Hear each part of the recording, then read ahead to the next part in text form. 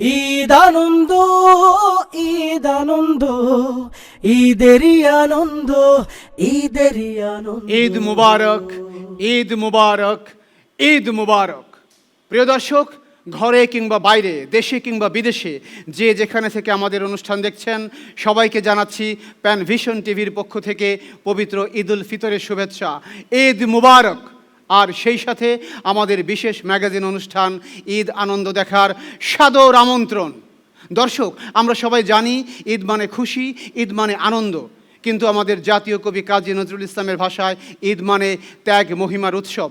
তাই শুরুতেই তার অনবদ্য সৃষ্টি অমর গান ওমন রমজানের রোজার শেষে এলো খুশির ঈদ এক ঝাঁক শিল্পীর পরিবেশনায় বাংলা এবং আরবি ভাষার সমন্বয়ে। চলুন উপভোগ করি। ঈদ মোবারক ঈদ, বলো ঈদ মোবারক ঈদ। ওমন রমজানের ওই রোজার শেষে এলো খুশির ঈদ। তুই আপনাকে আজ বিলিয়ে দে শোন আসমানি তাগীদ। أها نهاية صيام رمضان لقد جاء العيد. إذ نخفض جناحك واستمع من السماء تكيد. তোর সোনা দানা বালা খানা সব রাহে লিল্লাহ। كل قصرك وذهبك في سبيل الله. দে যাকাত মুর্দা মুসলিমেরা ভাঙাইতে নিদ। آت الزكاة لاستيقاظ المسلم الرقيق. ওমন রমজানের ওই রোজার শেষে এলো খুশির ঈদ। তুই আপনাকে আজ বিলিয়ে দে শোন আসমানি তাগীদ। আজ পড়বি ঈদের নামাজ রে মন সেই ঈদগাহে। اليوم تصلي يا قلبي في ذلك الميدان. যে ময়দানে সব গাজী মুসলিম হয়েছে শহীদ। ما فيه كل غازي مسلم أصبح الشهيد. ওমন রমজানের ওই রোজার শেষে এলো খুশির ঈদ। তুই আপনাকে আজ বিলিয়ে দে শোন আসমানি তাগীদ। আজ ভুলে যা তোর দোস্ত দুশ্মন, হাত মেলাও হাতে। اليوم انسى من زامي العدو اتحد جميعا. তোর প্রেম দিয়ে কর বিশ্ব নিখিল ইসলামে মুরিদ। فاجعل الدنيا مسلمة بالحب الشديد. ওমন রমজানের ওই রোজার শেষে এলো খুশির ঈদ। তুই আপনাকে আজ বিলিয়ে দে শোন আসমানি তাগীদ। أها نهاية صيام رمضان لقد جاء العيد. إذ نخفض جناحك واستمع من السماء تكيد. ওমন রমজানের ওই রোজার শেষে এলো খুশির ঈদ। তুই আপনাকে আজ বিলিয়ে দে শোন আসমানি তাগীদ। ঈদ আনন্দ, ঈদ আনন্দ। ঈদের আনন্দে আত্মহারা হয়ে জনৈক সোশ্যাল মিডিয়া আসক্ত ব্যক্তি একটু বেশি খাওয়া দাওয়া করে ফেলেছেন। তাই যথারীতি স্টমাক আপসেট হয়ে ডাক্তারের শরণাপন্ন। কিন্তু এই অবস্থায়ও তিনি তার অভ্যাসগত সোশ্যাল মিডিয়া টার্মিনোলজি পরিত্যাগ করতে পারেননি। চলুন দেখি ডাক্তার কি বলছেন আর রোগী উত্তরে কি করছেন। ও খোদা, এত সময় বাইন দিতে হয়, এবার কেমন সার্ভিসে কোন হাসপাতালে আইলাম। ও আল্লাহ, সার্ভে কোন সময় বলে? স্যার আমার বাসান স্যার। আরে ও স্যার, হাই হাই, আপনার এই অবস্থা করলো আর কে? কইন না, আমার দেখো দেখি বাইন্দা কাণ্ড। কি করছেন যে এখানে বাঁধে রাখছে? আরে হাসপাতালে এসে চিকিৎসা নিতে, আর আমার উল্টে বাইন দিতেছি। বলেন তো কি অপরাধ করছেন যে আপনাকে এনে এখানে বাঁধিয়ে রাখছিল? হ্যাঁ, আর বললেন না ডাক্তার সাহেব, আমি রিপোর্ট খাইছি। রিপোর্ট খাইছেন মানে? এই মানুষ কখনো রিপোর্ট খাইতে পারে? আচ্ছা কোন তো কি রিপোর্ট খাইছেন? পচা পায়খানা রিপোর্ট না রক্তের রিপোর্ট? ওই সব কিছু না ডাক্তার সাহেব, আপনি একটু ধৈর্য ধরে শোনেন, আমি সব কিছু খুলে বলতে আসি। আচ্ছা বলুন বলুন, রিপোর্ট নাকি মানুষ খায়? কাল রাইতে গেছিলাম একটা বিয়ের দাওয়াত খাইতে। দাওয়াত খাইতে যেয়ে মনে করেন প্রচুর পরিমাণ আপলোড কেটে ফেলাইছি। এরপরে মনে করেন পেটের ভিতর তীব্র ব্যথা শুরু হয়ে গেছে। পরে বাসায় এসে সারা রাত কত চেষ্টা করলাম, আর ডাউনলোড করতে পারি না। এমন ব্যথা, ডাউনলোড করতে না পাইরে সকালবেলায় হাসপাতালে এসে ভর্তি হয়ে গেছি। তারপর তারপর তারপরে মনে করেন পেট ফুলে ঢোল হয়ে গেছে। তারপর একটু একটু করে পোস্ট করা শুরু করলাম, মানে ছাড়া শুরু করলাম আর কি। মুহূর্তের ভিতর ভাইরাল হয়ে গেছে। ভাইরাল মানে? মানে যে পরিমাণ তীব্র গন্ধ, ওয়ার্ডে সবাই নাকে নাকে পৌঁছে গেছে। আচ্ছা তারপর? এরপর মনে করেন প্রচুর পরিমাণ কমেন্ট আসা শুরু করলো। ওয়ার্ড সাইডে কেবিন সাইডে অন্যান্য ওয়ার্ডেও ভাইরাল হয়ে গেলাম। কি বলছেন এসব? আচ্ছা তারপর কি হলো? এরপর আসা শুরু করে দিলে অ্যাংরি ডিয়েট, ব্যাস ধরা খেয়ে গেলাম। এরপরে আমার এখানে আইনে বাইন্ডে রাখছে, মানে রিপোর্ট মাইটে দিছে। না আপনি তো কঠিন রিপোর্ট খাইছেন, এখান থেকে বাঁচানো একটু কষ্টকর, তবু আমি দেখতেছি। আচ্ছা বলুন তো আপনি কোন ওয়ার্ডের কত নাম্বার বেডে ভর্তি ছিলেন? স্যার আমি 4 নম্বর তলার 16 নম্বর বেডে ছিলাম স্যার। বলেন কি? ওখানে তো বেড খালি নাই। আমি এইমাত্র ওখান থেকে রুগী দেখে নিচে নামলাম। ও গোদা, আমার আইডি তাইলে হ্যাক হয়ে গেছে। আমার এতগুলো পেট তো ফুলে ঢোল হয়ে গেছে। এতগুলো কন্টেন্ট আমি কোন জায়গায় আপলোড দেবো? আমার মনিটাইজেশন করার দাঁড়ান দাঁড়ান দাঁড়ান দাঁড়ান, এই আস্তে আস্তে আস্তে, এই কি অবস্থা? এই দাঁড়ান দাঁড়ান, জোরে জোরে শ্বাস, জোরে জোরে শ্বাস। ঈদ আনন্দ। আসলে কথায় বলে habit is the second nature. মানুষ যেভাবে তার অভ্যাস গড়ে তোলে সে সেভাবেই পরিচালিত হয়। এই অভ্যাস অনভ্যাসের পর্যায় থেকে আমরা এখন যাব দেশের বাইরে। আমাদের অনেক ভাই দীর্ঘদিন যাবৎ বিদেশের মাটিতে অবস্থান করছেন। সেখানে তারা রাত দিন কঠোর পরিশ্রম করে আমাদের জন্য রেমিটেন্স পাঠান, যার ফলে আমাদের অর্থনীতির চাকা সচল থাকে। কিন্তু আমরা কি জানি আমাদের অর্থনীতির চাকা সচল রাখতে গিয়ে এই প্রবাসী ভাইদের কত কষ্ট, কত অব্যক্ত বেদনা? সেটি এখন গানে গানে প্রকাশ করছেন জনপ্রিয় শিল্পী সাইফুল্লাহ মানসুর।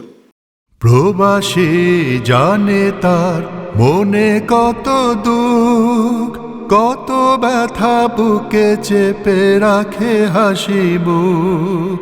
বেদনার কত নদী ঢেউ তুলে যায়, বেদনার কত নদী ঢেউ তুলে যায়। বুক ভাঙা সে ঢেউয়ে খোঁজে শুধু সুখ। প্রবাসী জানে তার মনে কত দুঃখ, কত ব্যথা বুকে চেপে রাখে হাসি মুখ। বেদনার কত নদী ঢেউ তুলে যায়, বেদনার কত নদী ঢেউ তুলে যায়। বুক ভাঙা সে ঢেউয়ে খোঁজে শুধু সুখ। ও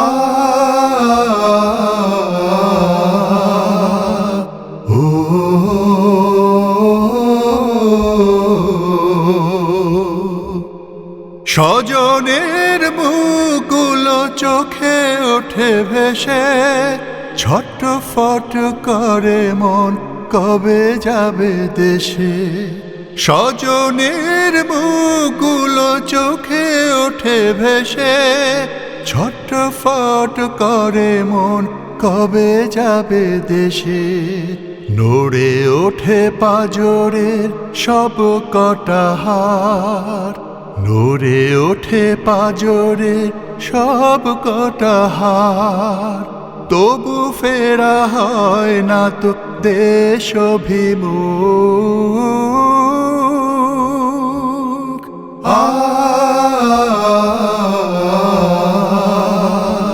ও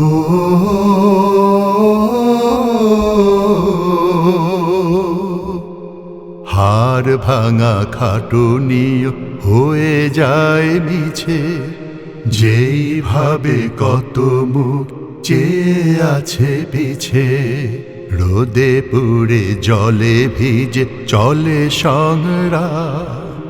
জিরাবে সময় নেই পাটিখানা বিছে, পাটিখানা বিছে ফেলে আসা সব কিছু যায় যেন ডেকে। মন কাঁদে ছোট নদী কাশ ফুলেকে, ফেলে আসা সব কিছু যায় যেন ডেকে। মন কাঁদে ছোট নদী কাশ ফুলেকে। একা হলে খুলে যায় স্মৃতির দুয়ার, একা হলে খুলে যায় স্মৃতির দুয়ার। কত প্রাণ ফিরে যেতে থাকে উন্মুখ।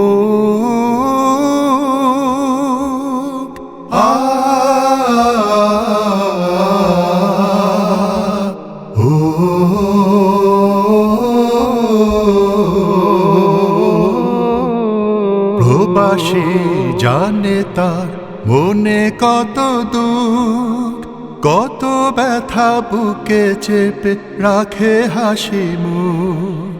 বেদনার কত নদী ঢেউ তুলে যায়, বেদনার কত নদী ঢেউ তুলে যায়।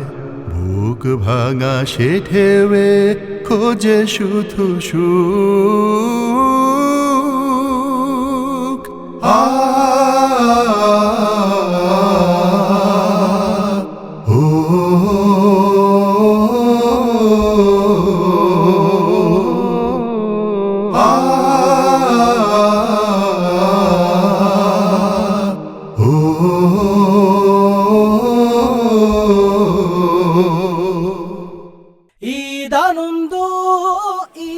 প্রবাসী ব্যক্তি তার মনোবেদনা প্রকাশ করতে না পারলেও জনৈক ব্যক্তি তার হলুদ সাংবাদিকতার বাসনা ঠিকই প্রকাশ করেছেন। সংবাদে বস্তুনিষ্ঠতার পরিবর্তে যখন সেখানে নিজের মনের মাধুরী মেশানোর সুযোগ তৈরি হয়, তখন সেটার সংবাদ থাকে না, হয়ে ওঠে কায়েমি স্বার্থবাদী মহলের স্বার্থ উদ্ধারের হাতিয়ার। আসতে পারি স্যার? আরে আসেন, দুইজন একসাথেই আসেন। আসেন আসেন আসেন আসেন, বসেন বসেন বসেন। সকাল থেকে ইন্টারভিউ নিতে নিতে ক্লান্ত হয়ে গেছি। আমাদের ন্যারেটিভ টিভিতে চাকরি করার জন্য সাংবাদিকরা যে এতটা উদ্গ্রীব আগে বুঝি নাই। তারপরে বলেন কি অবস্থা? স্যার, আপনাদের এই চ্যানেল তো মহান চ্যানেল। ন্যারেটিভ উৎপাদনে আপনার এই চ্যানেলের কোনো বিকল্প নাই। তাছাড়া আজকালকার সাংবাদিকরা তো বেশি বেশি ন্যারেটিভ তৈরি করতে পছন্দ করে, এই জন্যই আপনার এখানে এত লোকের চাপ। আপনি একদম ঠিক ধরছেন। শুনেন, ন্যারেটিভ তৈরিতে আমাদের কোনো তুলনা নাই। এই ব্যাপারে কিন্তু আমরা বুকে হাত দিয়া বলতে পারি, বুঝছেন? এখানে তো নানান রকমের খেলা চলে, নানান রঙের খেলা।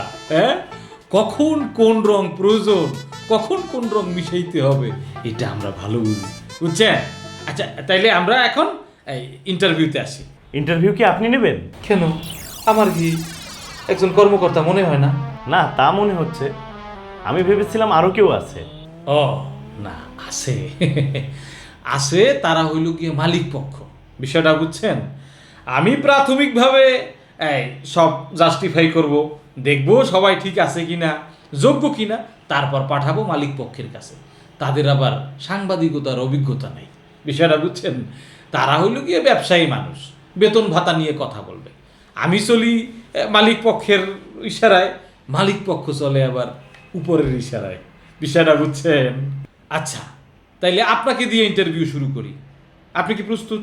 জি, আমি প্রস্তুত। আচ্ছা আচ্ছা, আপনার শিক্ষাগত যোগ্যতা কি? আমি ঢাকা বিশ্ববিদ্যালয় থেকে সাংবাদিকতায় অনার্স মাস্টার্স করেছি। এছাড়াও একাধিক সংবাদ মাধ্যমে আমার কাজ করার অভিজ্ঞতা রয়েছে। একাধিক মানে কতগুলা? তাও 10 থেকে 12টা। 10 থেকে 12টা? জি। আপনি কি চাকরি ধরেন আর ছাড়েন? সেরকমই মনে করেন আর কি। আচ্ছা বলেন তো, সাংবাদিকতা কাকে বলে? কোনো অভিনব ঘটনা ঘটে গিয়েছে, ঘটবে বা ঘটতে পারে, এই ঘটনাকে কোনো ধরনের বিকৃতি সাধন না করে হুবহু গণমাধ্যমে তুলে ধরাকেই সাংবাদিকতা বলে। এইবার বুঝছি আপনার চাকরি বারবার কেন চলে যায়। কিছু বললেন স্যার? না, বললাম আর কি, আপনি মহান সাংবাদিক, এই জন্যই আপনার ঘন ঘন চাকরি চলে যায়। আচ্ছা, আপনি বলুন তো সাংবাদিকতা কাকে বলে? স্যার, ঘটে যাওয়া বা ঘটতে পারে বা ঘটবে এমন কোনো অভিনব ঘটনার সাথে রং মিশিয়ে কাটছাট করে চ্যানেল কর্তৃপক্ষের মন মতন গণমাধ্যমে প্রচার করাকেই সাংবাদিকতা বলে। দারুণ, অসাধারণ অসাধারণ। আপনি কোন বিষয়ে পড়াশোনা করছেন? নিশ্চয়ই সাংবাদিকতা না? ঠিকই ধরেছেন স্যার, আমি আসলে সাংবাদিকতার উপর কোনো পড়াশোনাই করিনি। আমার সাবজেক্ট ছিল অ্যাপ্লাইড কেমিস্ট্রি। কোন কেমিক্যালের সাথে কোন কেমিক্যাল মিশ্রণ করলে কোন বস্তু তৈরি করা যায় এমন বিষয় নিয়ে আমার ছিল স্যার বিস্তর গবেষণামূলক কাজ। কোনো একটা অভিনব ঘটনাকে মালিক পক্ষের ইচ্ছা মতন বানিয়ে সাজিয়ে সংবাদ মাধ্যমে প্রচার করার জন্য যে অভিজ্ঞতা লাগে সেই অভিজ্ঞতা আমার চেয়ে ভালো আর কোনো সাংবাদিকের নাই স্যার। আর এজন্যই মালিক পক্ষ আমাকে সহজে ছাড়তে চায় না। এমন হীরার টুকরা সাংবাদিককে কেউ কি ছাড়তে চায়? তাহলে বলেন তো, আমাদের ন্যারেটিভ টিভিতে আপনি আসতে চান কেন? জেনেছি ন্যারেটিভ টিভির বেতনের ধারের কাছে অন্য কেউ নেই। তাছাড়া ন্যারেটিভ তৈরিতে যারা দক্ষ তাদের বেতন উচ্চমানের প্রদান করা হয়। এখানে আসার এই একটা কারণ স্যার। দ্বিতীয় কারণ হচ্ছে ন্যারেটিভ টিভি সবসময় ওই শাসক দলের পক্ষে কাজ করে, এতে মান সম্মানও বেশি পাওয়া যায় আর সেই সাথে হ্যাডামডা, এই আর কি এখানে আসার কারণ। আপনার মতো কেমিস্ট সাংবাদিক কিন্তু আমাদের প্রয়োজন। যান, আপনি পাশের রুমে এমনি স্যারের সাথে কথা বলেন। আপনি বেতন ভাতা নিয়ে কথা বলবেন, মনে করবেন আপনার চাকরি হয়ে গেছে। Thank you, thank you. Sir, আমি যাব না? না, যাবেন। আপনার মতো মহান সাংবাদিকের আমাদের ন্যারেটিভ টিভিতে কোনো জায়গা নাই। ঈদ আনন্দ, ঈদ আনন্দ। সাংবাদিকতার পাঠ থেকে আমরা এখন যাব টেলিভিশন টক শোতে। আমরা জানি সাংবাদিকতায় পাঠ নিয়ে এই সাংবাদিকরা একসময় অভিজ্ঞতা অর্জন করে টেলিভিশন টক শোয়ের মাঠ গরম করেন। দেশের এমন কোনো বিষয় নেই যে বিষয়ে তারা মতামত ব্যক্ত করেন না, কিন্তু এর মাধ্যমেও তারা ফাইল স্বাক্ষর অথবা সমঝোতার কাজটি সেরে নেন। শুধু সাংবাদিকই নন, এছাড়া অন্যান্য পেশার লোকজনও এর সঙ্গে আছে। চলুন দেখি। দর্শক সবাইকে হাই হাই টেলিভিশনের পক্ষ থেকে প্রীতি এবং শুভেচ্ছা। শুরুতে পরিচয় করে দিচ্ছি, আমার ডান পাশে রয়েছেন জনাব মজনু খান, যিনি অনেক কিছুই সমঝোতা করে থাকেন।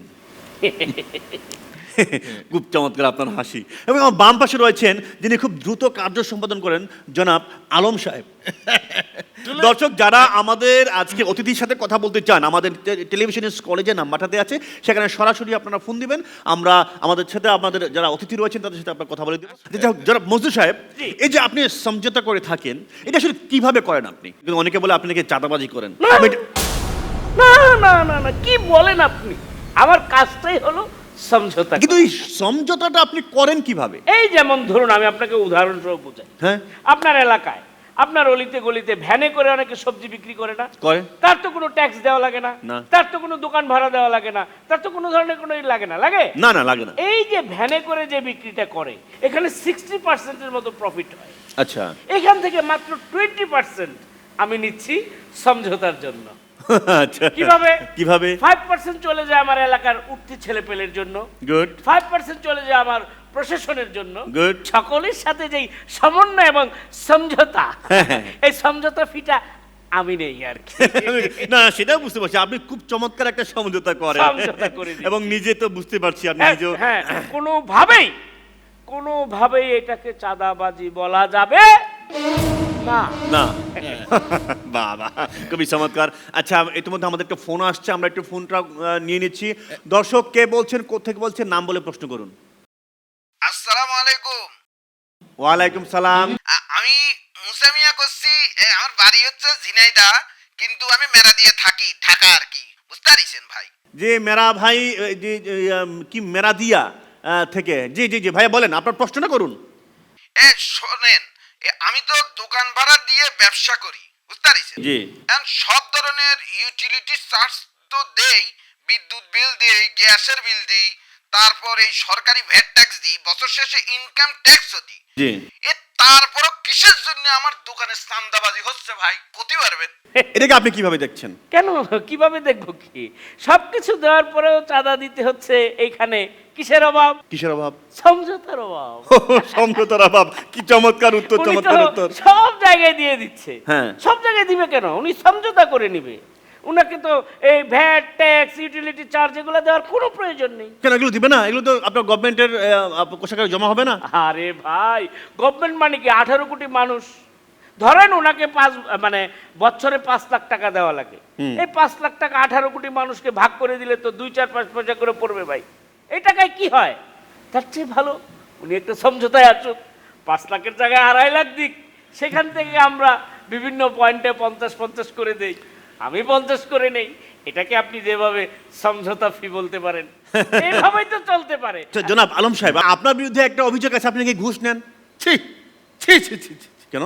এটা কি কথা বললেন আপনি? তো শব্দ চয়নে একটু বেগতিক করে ফেলছেন। না, আপনার বিরুদ্ধে তো এই অভিযোগটা আছে। আরে দেখুন, আমি তো ঘুষ নেই না, নেই না তো। তাহলে কি করেন আপনি ঘুষ? কি করি মানে, আমার যে ফাইলগুলো, হ্যাঁ। এই ফাইলগুলোকে একটু মোটিভেশন দেই আর কি। ফাইলকে মোটিভেশন দেন? ফাইল কি মোটিভেশন নেয়? আরে বাবা, আপনি কি বোঝেনই না ফাইলগুলো কিভাবে মোটিভেট করতে হয়? আপনি সেটা জানেনই না? না, শুনুন, যদি একটু মানে বুঝিয়ে বলতেন আর বলতে কি। চাচ্ছিলাম যে এই ফাইলগুলোকে যদি আমরা কোনো লামছাম মোটিভেট করতে পারি, তাহলে এই ফাইলগুলোকে যখন আমরা কিছু মোটিভেট করব, তখন ফাইলগুলো দৌড়াবে। আবার যদি বেশি বেশি মোটিভেট করবেন, তখন দেখবেন আরো বেশি বেশি আরে করে বাবা, আপনার জড় ফাইলগুলো- পদার্থ ফাইল কিভাবে দৌড়াবে আমি তো সেটাই বুঝতে না, একটু খুলে বলেন। আরে ওটাই তো স্পিড মানি, যেটা আপনাকে ফাইলগুলো দৌড়ানোর ক্ষেত্রে অনেকখানি কাজে দিবে, সুসুর করে এগিয়ে যাবে ফাইল। ও মানে, তার মানে আপনি বলতেছেন যে এটাই দৌড়ায় না? হ্যাঁ। চলে এসেছি আমাদের অনুষ্ঠানে একেবারে শেষ পর্যায়ে। আমাদের দর্শকদের উদ্দেশ্যে আপনি শেষ। কিছু বলুন। আচ্ছা, জি, আমার নাম্বারটা একটু স্ক্রলে দিয়ে দিবেন। না, সেটা আমি তো- আপনাদের যাবতীয় সমঝোতা কার্যক্রমের জন্য আছি। যখন লাগবে শুধু হালকা একটু মেসেজ দিয়ে দিবেন, আমি চলে আসবো। আচ্ছা, আবার আরেকটা ফোন আসছে, আমরা মনে হয় ফোনটা নিয়েই শেষ করি। হ্যাঁ হ্যাঁ, দর্শক কে বলছেন, কোত্থেকে বলছেন? আমি মন্টু কইতাছি, এখানে কি মজনু আঙ্কেল আছে নাকি? আছি তো, আছি, মন্টু সাহেব আছি। আমার ডান পাশে আছে। হ্যাঁ বলুন, কথা বলুন। হ্যাঁ, আঙ্কেল, টকশুতে বসে তো খুব ভালো সমঝোতা করতেছেন, সারা দেশে নাকি সমঝোতা করে বেড়াইতেছেন। মাগার আপনার মাইয়ার লগে 6 মাস ধরে টাঙ্কি মারতাছি, পিছি পিছি ঘুরতাছি, কিন্তু আমগো তো সমঝোতাটা কিছু হইলো না। এইসব কি ফুল আপনারা নিচ্ছেন এগুলো? কোন হালাই কে এটা?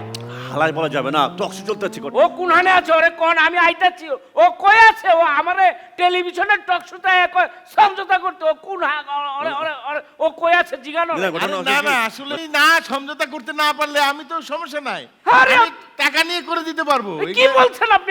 আমার মেয়ের সাথে আপনি এই সমঝোতা করে দিবেন মানে এটা কি? মানে একটু সমঝোতা মানে বিষয়টা হচ্ছে আমাদের যে লাইভ টকশো চলছে। আরে আমি দর্শক, পারবো, আমরা- আমি পারবো, আমরা- জিজ্ঞাসা আমরা করবো। শেষ করি আমাদের এই যে, টকশো। আমি দর্শক, টাকা দিলে- এভাবে হয়তো আরে, সমঝোতা, দেখেন, আপনি কোনদিন দেখেন, সমঝোতা সব হবে না, জায়গায়- কোনদিন সব জায়গায় মোটিভেশন হবে না। সমঝোতা এর মধ্যে সব আমাদের জায়গায় দেখতে হবে, সমঝোতা আমাদের করতে পারে টকশো না। হয়তো আমরা আপনি শেষ এখানে করতে হচ্ছে। ঈদ আনন্দ, ঈদ আনন্দ। ডিয়ার ফ্রেন্ড, চাঁদা কিংবা অবৈধ সমঝোতা এটাই হয়ে উঠুক আমাদের রাজনীতির ট্রেন্ড, সেটা নিশ্চয়ই কেউ চাই না। যেমনটি চান না শিল্পী শফিক আদনান। তাই তো অবৈধ চাঁদা উত্তোলনের বিরুদ্ধে তার এই সাংগীতিক প্রতিবাদ। চলুন উপভোগ করি। কি দিন আইলো রে ভাই, কি দিন আইলো, চান্দার নতুন নাম সমঝোতা হইল। কি দিন আইলো রে ভাই, কি দিন আইলো, চান্দার নতুন নাম সমঝোতা হইল। পরিবর্তনের আশায় কাইন্দা বুকটা ভাষায়, পরিবর্তনের আশায় কাইন্দা বুকটা ভাষায়, ঘুরে ফিরে একই জিনিস পাইল। চান্দাবাজে গিল্লা খাইলো দেশটারে, চান্দাবাজে গিল্লা খাইলো, চান্দাবাজে গিল্লা খাইলো দেশটারে, চান্দাবাজে গিল্লা খাইলো। মেয়ের বিয়ে দাও চান্দা, ছেলের বিয়ে তাও চান্দা, ব্যবসা করবা দাও চান্দা, বাড়ি করবা তাও চান্দা।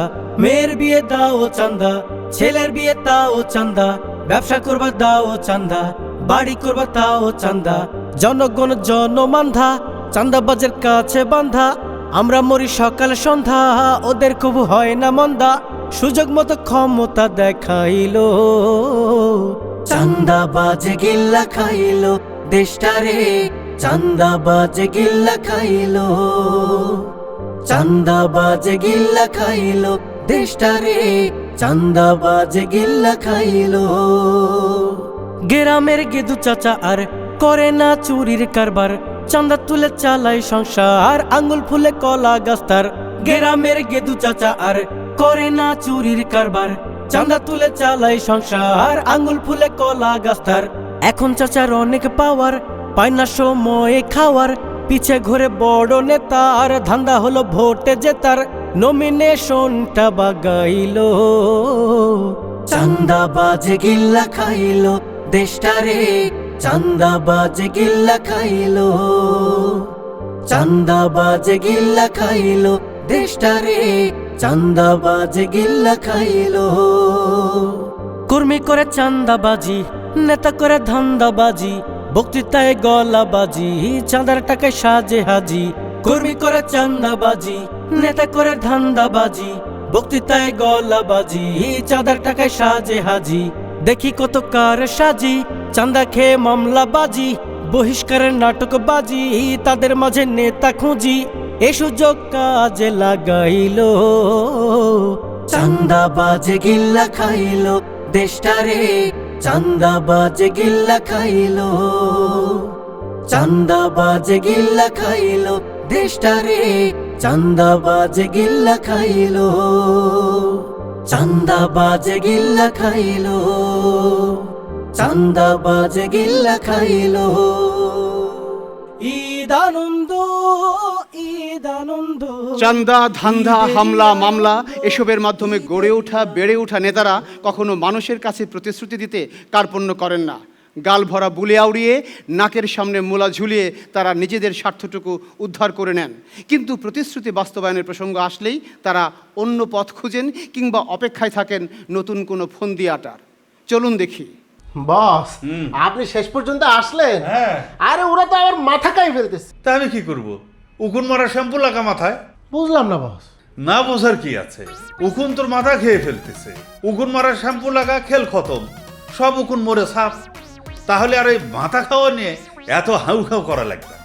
আরে বস আমি কি বলতেছি আর আপনি কি বুঝলেন ইনিয়ে বিনিয়ে কথা না বলে একটু ঝেড়ে কাশ পরিষ্কার কর আসল ঘটনা কি না মানে বস ওই যে আপনি নির্বাচনের সময় সকল ভোটারের 2 তলা বাড়ি গিফট করবেন বলছিলেন ওইটা নিয়েই সবাই আমার মাথা পাগল করে ফেলতেছে দোতলা বাড়ি গিফট করবো আদা করছি দেবো অসুবিধা কি আছে আজকেই সবাইকে ডাক আজকেই সবাইকে দোতলা বাড়ি গিফট করবো আরে বস আপনার আসার খবর শুনে সবাই আমার পিছে পিছে আসছে বাইরে অপেক্ষা করতেছে ও তাই নাকি কই রে মন্তজার এই দোতলা বাড়িগুলো নিয়ে আয় বুঝলাম না বস 2 তলা বাড়ি মানে আরে আনলেই বুঝতে পারবি দোতলা বাড়িগুলো কত সুন্দর এই যে হ্যাঁ এই নিচে রাখ আর তুই এক কাজ কর ওই দোতলা বাড়ির বাকি কার্টুনগুলো সব রেডি করে ফেলা যা এই যে দেখ এই নে ধর এই দোতলা বাড়িগুলো আমরা প্রত্যেক ভোটারকে একটা করে উপহার দেব ওরা তাদের এই বেডরুমে এটা ঝুলাই রাখবে আর দেখবে যে তারা দোতলা বাড়ির মধ্যে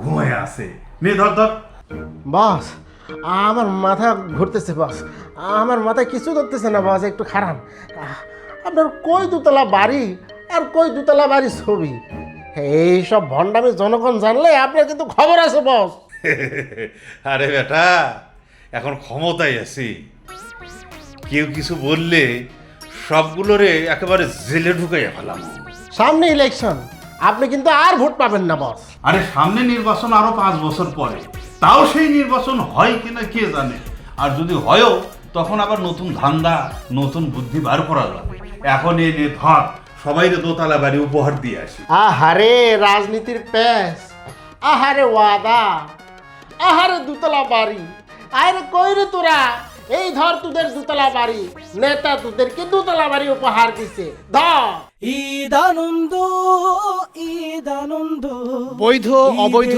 মার প্যাচে কিংবা ঘুর প্যাচে যেভাবেই হোক অর্থ উপার্জনের পর অনেকের এই ভাগ্যটুকু হয় না যে সে তার পরিবারের সব সদস্যকে নিয়ে একত্রে বসবাস করবে আর তাই তো আমাদের চোখের সামনে দেখি অনেক পরিবারের বয়স্ক সদস্যদেরকে বৃদ্ধাশ্রমে পাঠিয়ে দেওয়া হচ্ছে আমাদের বর্তমান সমাজের এহেন ক্ষয়িষ্ণু দৃশ্যকে কাব্য ছন্দে ফুটিয়ে তুলেছেন কবি নাইম আল ইসলাম মাহিন আবৃত্তি করছে খুদে আবৃত্তিকার সানজিদা বিনতে জাকির রাত গভীরে সবাই যখন ঘুমায় যে যার ঘরে, তখন আমার দাদুর কথা ভীষণ মনে পড়ে। কোথায় গেছে দাদু আমার, কোথায় কদিন ধরে? দাদুর শাড়ি কাঁথা বালিশ কাঁদছে অনাদরে। চাচ্চু সেদিন হঠাৎ এসে দেখালো এক জাদু, এমন বাসায় নিয়ে গেল যেথায় থাকেন দাদু। বাসাটা ঠিক বাসা তো নয়, খানিক মেসের মতো। এই কদিনে দাদু আমার শুকিয়ে গেছে কত। আমায় দেখে দাদুর চোখে জ্যোৎস্না নেমে আসে, বিন্দু বিন্দু শিশির কণা জমে আখির পাশে। দাদু আমায় জড়িয়ে ধরে আকুল হয়ে কাঁদেন, মাথায় মুখে হাত বুলিয়ে মায়ার ডোরে বাঁধেন। বলেন, খুকি কেমন আছিস, কেমন আছে ওরা? কেমন আছে বিড়ালটা তোর, লাল পুতুলার ঘোড়া? বুড়িটাকে দেখতে আসার সময় হলো বুঝি? দরজা পানে তাকিয়ে রোজ তোর চেহারাই খুঁজি। আব্বুটা তোর কেমন আছে, নিয়ম করে খায় তো? বাইরে যাওয়ার সময় ঘড়ি মোবাইল খুঁজে পাই তো? আলা ভোলা ছেলে আমার, মনে থাকে না কিছু। সারাটা ক্ষণ লেগে থাকিস বাবার পিছু পিছু। পড়াই ফাঁকি দিলে যখন আম্মু আসে তেড়ে, বুকের ভেতর আগলে রেখে তখন ঠেকায় কেড়ে। ঠেকায় না কেউ দাদু, তবে পড়াই রাখিস মুখে। তোর পিঠে ঘা পড়লে সেটা লাগে আমার বুকে। দাদুর গলা আটকে আসে, চোখ দুটো যায় ভিজে। দাদুর দিকে তাকিয়ে থাকি, কষ্ট লাগে কি যে। পাই না ভেবে দাদু কেন নিজের বাসা থেকে চলে গেলেন দুই আঁখিতে অনেক কান্না মেখে। মাঝে মাঝে বকা দিতাম, এটাই কারণ নাকি? খেলার বকা, মিথ্যে ওটা, সত্যি হবে তা কি? নাকি দাদুর চশমা সেদিন লুকিয়েছিলেন বলে? আমায় কিছু না জানিয়েই দাদু গেছেন চলে। আমি অনেক ছোট্ট দাদু, ছোট্ট কি নয় বলো? আর কোনোদিন জ্বালাবো না, এবার বাসায় চলো। আর কোনোদিন ঘুমের সময় করব না হইচই, খেলার ছলে হাঁস ছানাদের ডাকবো না তুই তুই।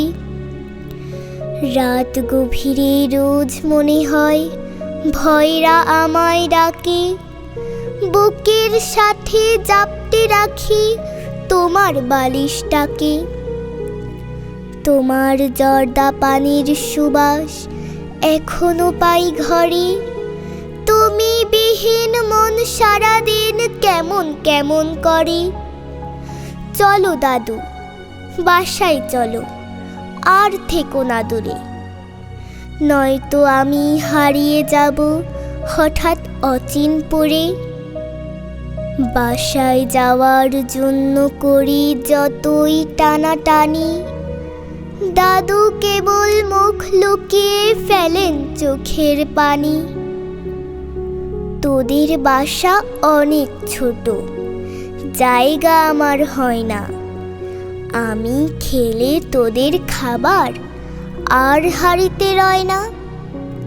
আমি তো খুব ভালো আছি এই আপাদের সাথে, নানান রকম গল্প করি সবাই দিবস রাতে। ঈদ আনন্দ ঈদ আনন্দ। বৃদ্ধাশ্রমের পাতা থেকে আবার আসছে রাজনীতির পাতা। আমাদের দেশের অনেক রাজনীতিবিদের সন্তান পড়ালেখা করেন বিদেশে, কিন্তু এদেশের মাটিতে অবস্থান করে শ্রমে ঘামে নে একাকার হয়ে যে কর্মী তার জন্য খাটেন, তাদের সন্তানরা পড়ে থাকে দেশের মাটিতেই। এক সময় হয়তো তারাও সেই নেতার ধ্বজাধারী হয়ে ওঠে। চলুন দেখি আমাদের এই চলমান রাজনৈতিক কালচার নিয়ে পিতা পুত্র কি আলাপ করছে। পুত্রে সাবধানে তাহিস, আমি একটু বাড়িতেছি। কই যাও? নেতার লগে একটু মুলাকাত করতে যাই। পাস করার পর থেকে নেতার লগে দেখা সাক্ষাৎ নাই। শুনছি আজকে নাকি নেতা বাড়িতে থাকবো, এসে তোকে দেখাটা করে আই। তুই তাক। নেতার লগে দেখা করে কি হইব? তোমার এই রাজনীতি কইরা কি লাভ? কি লাভ মানে? দল ক্ষমতাত গেছে, আমার নেতার এমপি বানাইছি। কিন্তু তুমি যে কামলাই রইছো। তুই বেশি কথা কর। তোর নেতার লগে দেখা করে দিলে সব ঠিক হয়ে পড়বো। বাবা বাবা তোর লিয়ে যাই নেতার দ্বারা। বাবা বেশি কথা ক। তুই বাড়ি যেতে কইছস দিহি নেতার বাড়ি নেতার সামনে বলই তো কইস না। নেতা আমরা রাজনীতি করি দলে লাগিয়া, স্বার্থ লাগে আমরা রাজনীতি করি না। তুমি নেতা যে নমিনেশন না পাইলে বিদ্রোহ করে স্বতন্ত্র দল দাঁড়ায় পরে। তুমি নেতা তো দলটা ভালোবাসে না। তুই তো বুঝলে এটা রাজনীতি, এটা পলিটিক্স কো এটা রে, এটা পলিটিক্স কো। পলিটিক্স তুই বুঝলে না, নেতার ধরে গেলে তোরা বুঝাই দিবা। কথা বেশি কইস না। অবু তুমি বিদেশ যাও, যারা ম্যাচ করো আর লেখাপড়া করো। বাপে দেশ থেকে রাজনীতি করে বুড়ো হয়ে যাইমু, পরে যাইমু বিদেশ গিয়া আরাম ম্যাচ করমু, ফুর্তি করমু। তুমি দেশে হইয়া নেতা হইবা, রাজনীতি করবা। আর তা না। সালাম আলাইকুম। এই যে নেতা নেতা, আসসালামু আলাইকুম। চিনছেন না আমারে? খেলেগা ফ্রি ফায়ার। হেই হেই যে সাতকের পূর্ব সিংহপুরে। চিনছে আমার ছেলে নাই। কেমন আছো? সাডাক হারামজাদা বেদব। তোর নেতা না? এই তো আমার নেতা। আমার নেতার আব্বা যে আছেন, আমার নেতার আব্বা আছেন আমার আব্বার নেতা। আর এটা হচ্ছে আমার নেতা। আমার নেতার ফুট কি তোর নেতা না? বেদব। সালাম কর। সালাম করতো নি? করলে বালা। ফ্যাঙ্গাস কি তাতে করে থাং সাংসা ফাড়ালে বেদব নাম দেড় হাস। বুঝে না একটু পলিটিক্স হ্যাঁ দেন যে নেতা আপনার নামে একটা ফেসবুকে বাজে কমেন্ট করছে। কি কইলে? কেডা? এই বাংলা বাজার একটা বেটা। রক্ত দিবা তুই করছিস নেতা।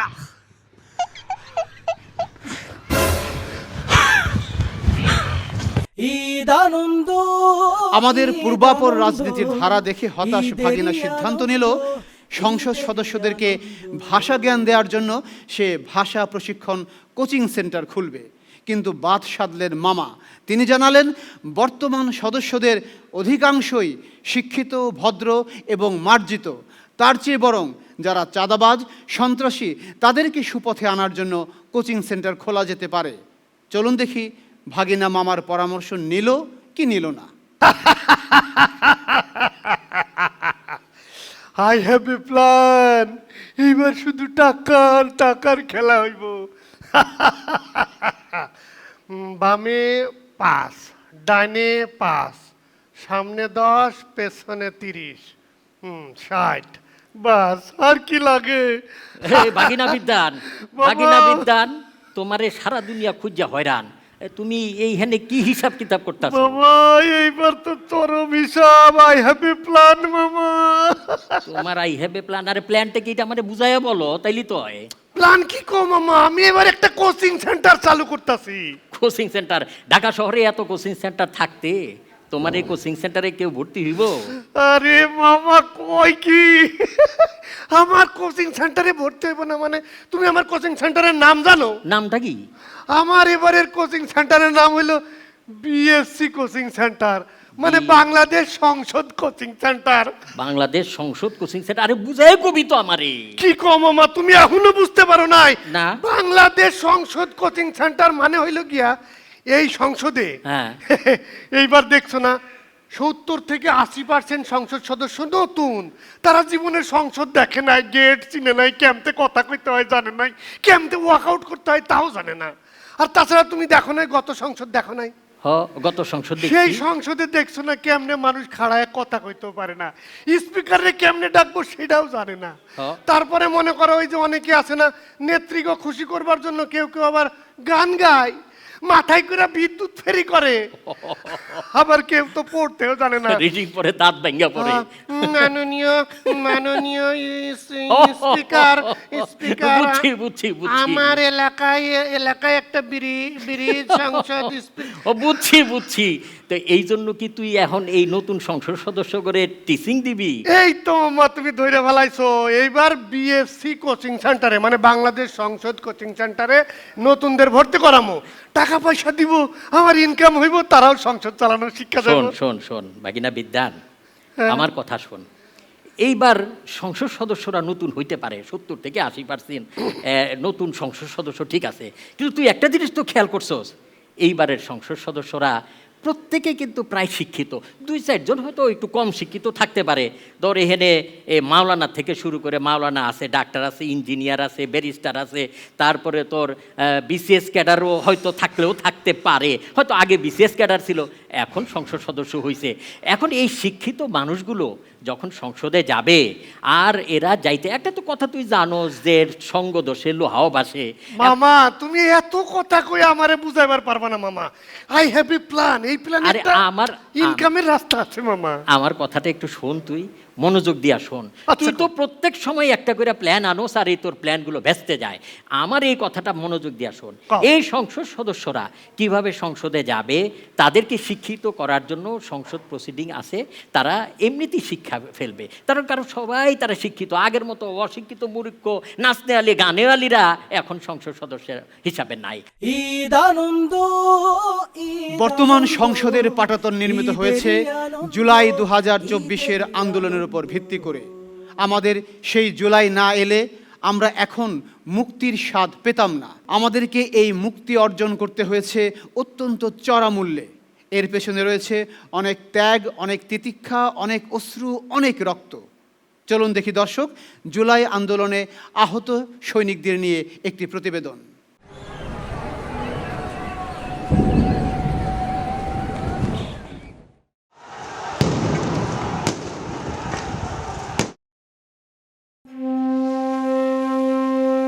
ঈদ মানেই আনন্দ, নতুন পোশাক, পরিবারে হাসি, কিন্তু এই ঈদে কিছু ঘরে আনন্দের সঙ্গে মিশে আছে নীরব ব্যথা। কারণ সেই ঘরের প্রিয় মানুষটি জুলাইয়ের এক সাহসী যোদ্ধা।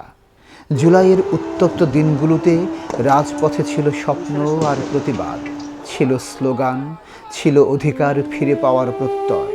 কেউ গুলিবিদ্ধ, কেউ লাঠির আঘাতে রক্তাক্ত, তবুও থামেনি তাদের কণ্ঠ। যারা শহীদ হয়ে গেছে তারা ভাই আমি বলবো যে হ্যাঁ, তারা কিছুটা হলো শান্তিতে আছে, তাদের পরিবার কিছুটা শান্তিতে আছে, বাট আমি কোনো দিক থেকে শান্তিতে নাই। কারণ আমার মতো আমি নাই, আমার ফ্যামিলি আমার চিন্তায়, বা আমি ছিলাম আমার ফ্যামিলির মধ্যে একমাত্র ছেলে, যার আমার ফ্যামিলি মানে আর কিছু বছর পর আমার উপরে ডিপেন্ডেন্ট হয়ে যাওয়ার কথা ছিল। সেখান থেকে আমি এখন টোটালি ডিপেন্ডেন্ট হয়ে পড়ছি আমার ফ্যামিলির উপরে।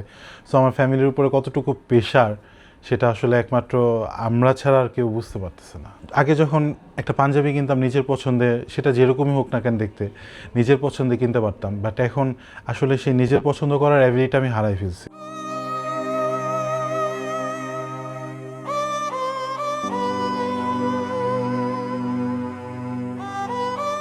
আজ তারা আহত, কিন্তু পরাজিত নয়। তাদের শরীর ক্ষত বিক্ষত, কিন্তু মন এখনো অবিচল। অনেকে মত তো চায়, কিন্তু জুলাই ছাড়বো না, এটা বাস্তবিকতা। এই ঈদে হয়তো সে মাঠে নামাজ পড়তে যেতে পারবে না, বন্ধুদের সঙ্গে ঘুরতে বেরোবে না, কিন্তু তার চোখে আছে গর্বের আলো। তার মা বলেন, বাবা চুপচাপ তাকিয়ে থাকেন ছেলের ব্যান্ডেজ বাঁধা হাতের দিকে। সেই হাতে একদিন ধরেছিল জাতীয় পতাকা। এই ঈদে আমরা যখন কোলাকুলি করব, তখন যেন তাদের কথা মনে রাখি। তাদের জন্য একটু খোঁজ, একটু দোয়া হয়তো তাদের ঈদকে আলোকিত করবে। কারণ তারা শুধু আহত নন, তারা আমাদের সময়ের সাহসী সাক্ষী। তাদের ত্যাগেই আজ রঙিন হয়েছে আমাদের আগামী। ঈদ মুবারক। ঈদ আনন্দ, ঈদ আনন্দ। দর্শক, জুলাই আমাদের কালেকটিভ মেমোরিতে চিরস্মরণীয় করে রাখতে হবে। জুলাই নিয়ে আমরা যারা বলছি তারা বলবো, যারা লিখছি তারা লিখব, যারা গাইছি তারা গাইব। জুলাই যেন কখনোই আমাদের স্মৃতি থেকে হারিয়ে না যায়, কারণ জুলাই বাঁচলে বাংলাদেশ বাঁচবে। প্রিয় দর্শক, আমরা এখন অনুষ্ঠান শেষ করব। সবশেষে কবি জাকির আবু জাফরের কথায় রাদি জামার সুরে উপভোগ করব শিশু শিল্পীদের পরিবেশনায় একটি ঈদের গান। মহান আল্লাহ সবাইকে ভালো রাখুন, সুস্থ রাখুন, প্যানভিশন টিভির সঙ্গে রাখুন। ঈদ মুবারক। ঈদ এলো, ঈদ এলো, ঈদ এলো, ঈদ এলো, ঈদ এলো, ঈদ এলো, ঈদ এলো, ঈদ এলো, ঈদ এলো, খুশি খুশি মন, হাসি মুখে কোলাকুলি সুখ সারাক্ষণ। ঈদ এলো, ঈদ এলো, খুশি খুশি মন, হাসি মুখে কোলাকুলি সুখ সারাক্ষণ।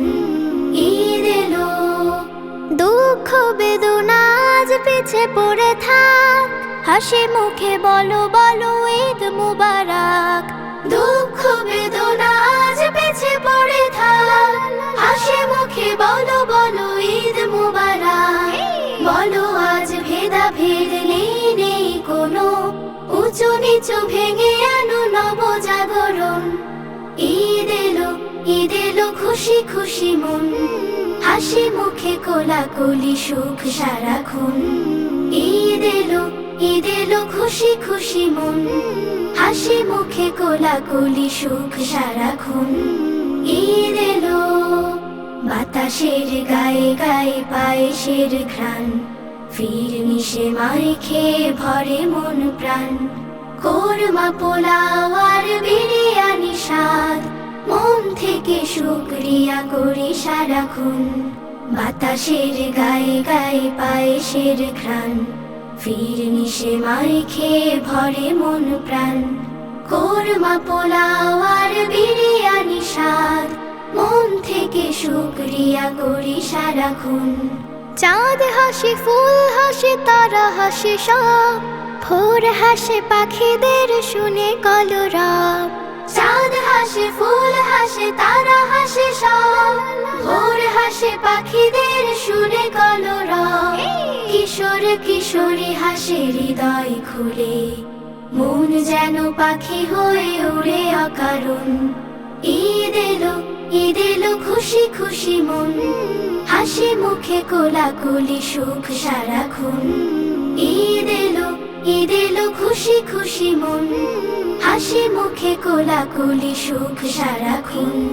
হাসি মুখে কোলাকুলি সুখ সারাক্ষণ, হাসি মুখে কোলাকুলি সুখ সারাক্ষণ। ঈদ এলো।